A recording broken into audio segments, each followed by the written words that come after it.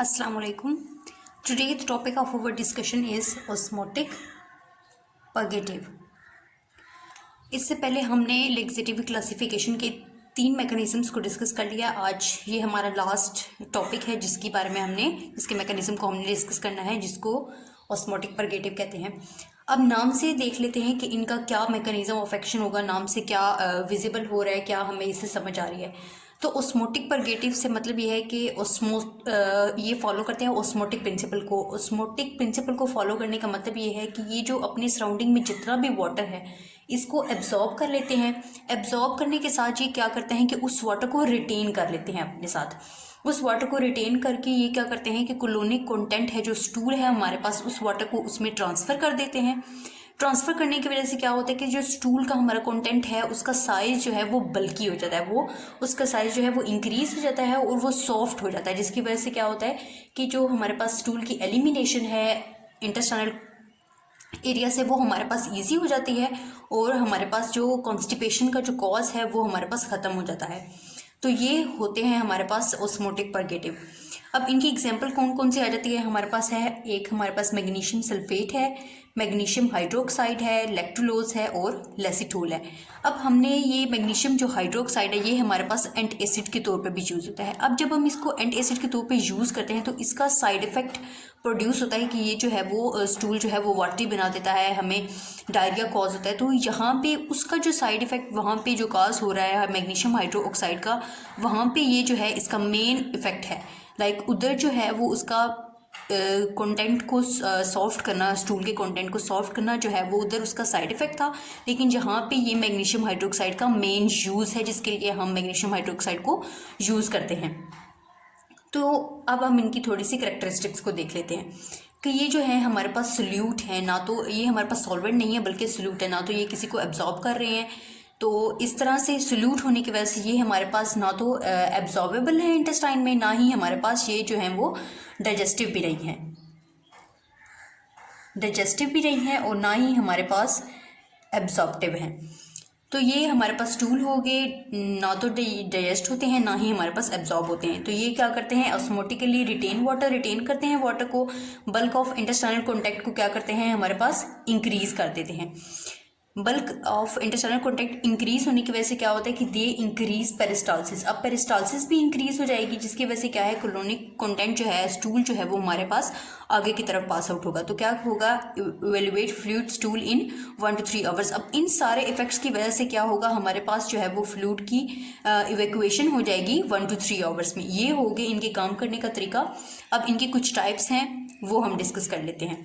एक तो हो गए नॉन एब्जॉर्बेबल, दोनों चीज़ें हमारे पास नॉन एब्जॉर्बेबल हैं। दूसरे डिफरेंस कहाँ पे आ जाता है हमारे पास, एक तो हमारे पास सॉल्ट्स हैं और दूसरा हमारे पास क्या है, शुगर्स हैं। Non absorbable salts and non absorbable sugars.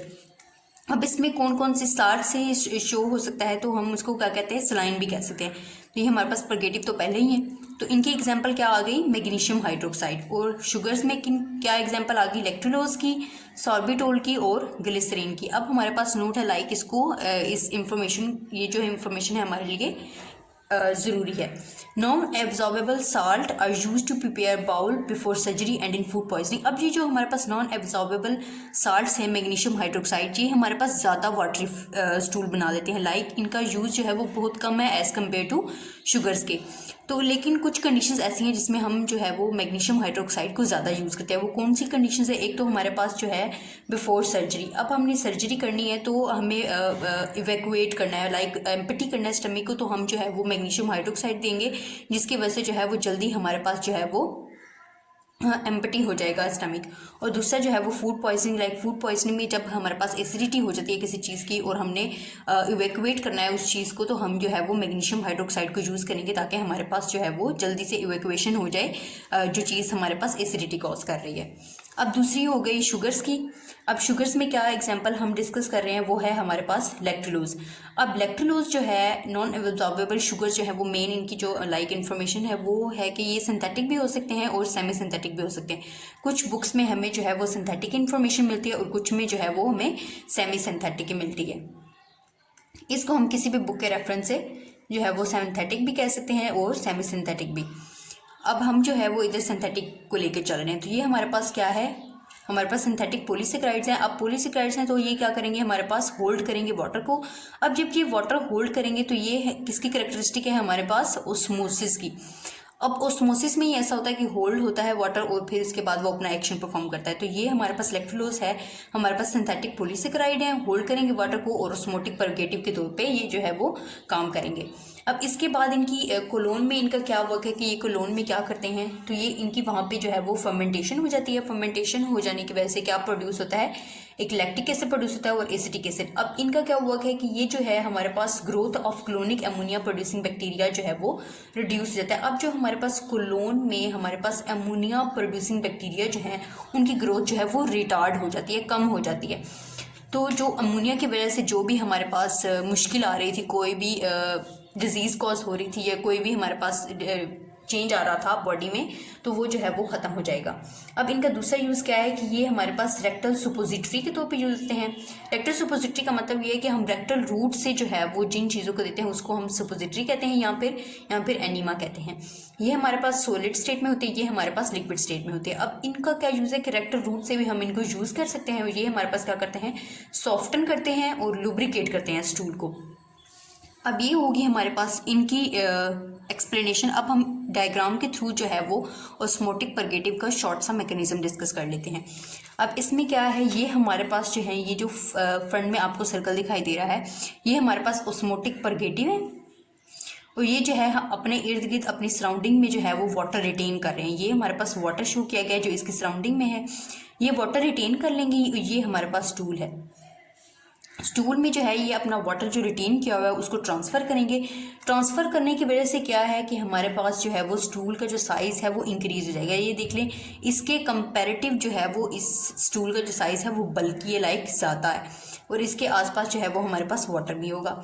तो ये तो हो गया इनका पहला काम कि इन्होंने क्या किया कि हमारे पास स्टूल को जो है वो बल्कि बना दिया, बल्कि स्टूल। और दूसरा हमारे पास हमने उधर देखा था कि ये हमारे पास जो है वो पेरिस्टाल्सिस को भी इंक्रीज़ कर रहे हैं। लाइक ये देखिए, ये जो मूवमेंट शो किया है कि ये जो है वो हमारे पास कॉलोनी की पेरिस्टाल्सिस मूवमेंट को भी इंक्रीज़ कर देंगे। तो दूसरा क्या होगा कि हमारे पास पेरिस्टाल्सिस को भी इंक्रीज़ कर रहे हैं, पेरिस्टाल्सिस को भी इंक्रीज़ करें। अब इस इंक्रीज़ होने की वजह से क्या है, और वाटर एब्जॉर्ब, दोनों इफेक्ट्स की वजह से हमारे पास जो है वो स्टूल जो है वो हमारे पास सॉफ्ट हो गया और इसकी एलिमिनेशन जो है वो हमारे पास ईजी हो गई है। ये हमारे पास आज हो गया ऑस्मोटिक परगेटिव का मैकेनिज्म कंप्लीट और हमारे पास यहाँ पे कॉन्स्टिपेशन का टॉपिक भी अल्हम्दुलिल्लाह कंप्लीट हो चुका है। आई होप आप सबको समझ आ गई होगी। यहाँ पे हमारे पास हो गया complete. Thank you so much.